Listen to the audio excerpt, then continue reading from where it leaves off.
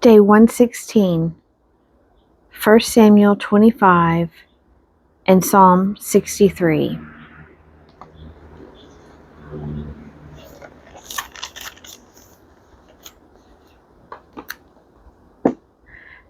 First Samuel 25. Death of Samuel. Now Samuel died, and all Israel assembled and mourned for him, and they buried him in his house at Ramah. David and Abigail. Then David rose and went down to the wilderness of Paran. And there was a man in Maon, whose business was in Carmel. The man was very rich. He had 3,000 sheep and 1,000 goats. He was shearing his sheep in Carmel. Now the name of the man was Nabal, and the name of his wife Abigail. The woman was of good understanding and beautiful, but the man was churlish and ill-behaved. He was a Calebite. David heard in the wilderness that Nabal was shearing his sheep. So David sent 10 young men, and David said to the young men, "Go up to Carmel and go to Nabal and greet him in my name. And thus you shall salute him. Peace be to you, and peace be to your house, and peace be to all that you have. I hear that you have shearers. Now your shepherds have been with us, and we did them no harm. And they missed nothing all the time they were in Carmel. Ask your men, and they will tell you. Therefore, let my young men find favor in your eyes, for we come on a feast day. Please give whatever you have at hand to your servants and to your son David." When David's young men came, they said all this to Nabal in the name of David, and then they waited. And Nabal answered David's servants, "Who is David? Who is the son of Jesse? There are many servants nowadays who are breaking away from their masters. Shall I take my bread and my water and my meat that I have killed for my shearers and give it to men who come from I do not know where?" So David's young men turned away and came back and told him all of this. And David said to his men, "Every man belt on his sword." And every man of them belted on his sword. David also belted on his sword. And about 400 men went up after David, while 200 remained with the baggage. But one of the young men told Abigail, Nabal's wife, "Behold, David sent messengers out of the wilderness to salute our master, and he railed at them. Yet the men were very good to us, and we suffered no harm, and we did not miss anything when we were in the fields, as long as we went with them. They were a wall to us both by night and by day, all the while we were with them keeping the sheep. Now therefore know this and consider what you should do, for evil is determined against our master and against all his house, and he is so ill-natured that one cannot speak to him." Then Abigail made haste, and took 200 loaves, and 2 skins of wine, and 5 sheep ready dressed, and 5 measures of parched grain, and 100 clusters of raisins, and 200 cakes of figs, and laid them on donkeys. And she said to her young men, "Go on before me, behold, I come after you." But she did not tell her husband Nabal. And as she rode on the donkey, and came down under cover of the mountain, behold, David and his men came down toward her, and she met them. Now David had said, "Surely in vain have I guarded all that this fellow has in the wilderness, so that nothing was missed of all that belonged to him, and he has returned me evil for good. God do so to David, and more also, if by morning I leave so much as one male of all who belong to him." When Abigail saw David, she made haste, and alighted from the donkey, and fell before David on her face, and bowed to the ground. She fell at his feet and said, "Upon me alone, my lord, be the guilt.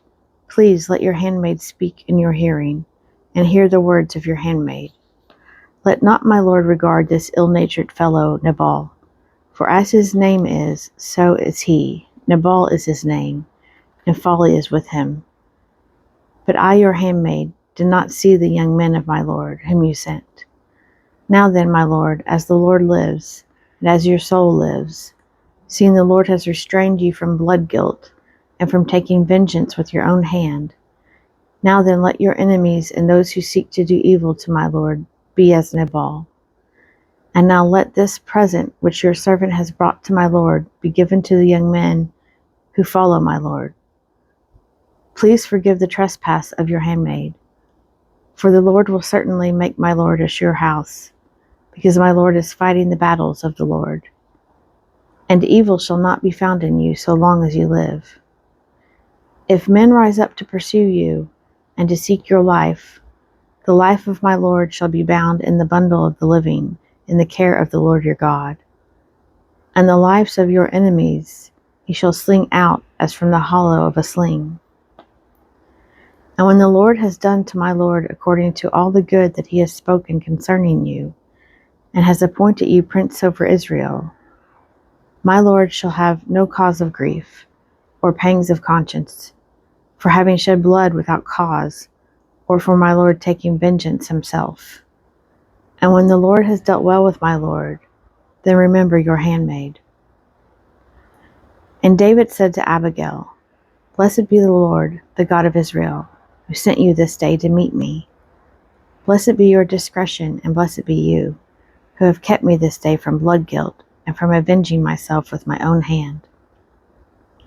For as surely as the Lord the God of Israel lives, who has restrained me from hurting you, unless you had made haste and come to meet me, truly by morning there had not been left to Nabal so much as one male.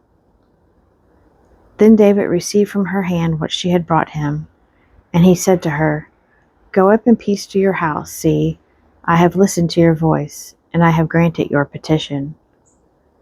And Abigail came to Nabal, and behold, he was holding a feast in his house, like the feast of a king. And Nabal's heart was merry within him, for he was very drunk. So she told him nothing at all until the morning light.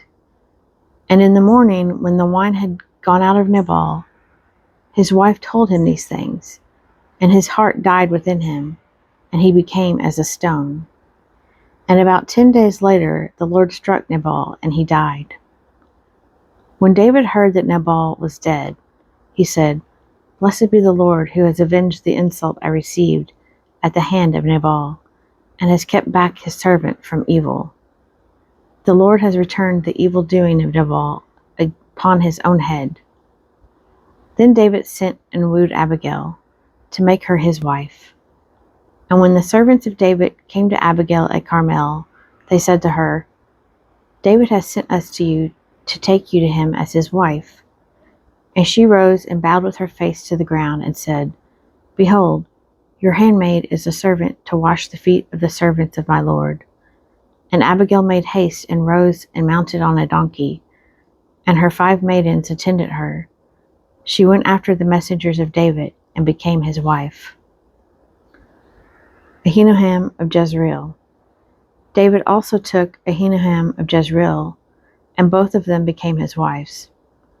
Saul had given Michal his daughter, David's wife, to Palti, the son of Laish, who was of Galem.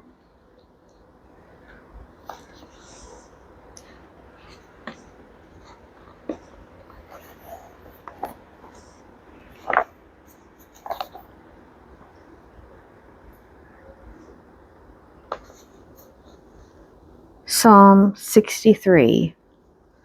Comfort and assurance in God's presence. A psalm of David when he was in the wilderness of Judah. O God, you are my God. I seek you. My soul thirsts for you. My flesh faints for you, as in a dry and weary land where no water is. So I have looked upon you in the sanctuary, beholding your power and glory. Because your merciful love is better than life, my lips will praise you. So I will bless you as long as I live. I will lift up my hands and call on your name. My soul is feasted as with marrow and fat, and my mouth praises you with joyful lips. When I think of you upon my bed, and meditate on you in the watches of the night. For you have been my help, and in the shadow of your wings I sing for joy. My soul clings to you, your right hand upholds me. But those who seek to destroy my life shall go down into the depths of the earth. They shall be given over to the power of the sword. They shall be prey for jackals. But the king shall rejoice in God. All who swear by him shall glory, for the mouths of liars will be stopped.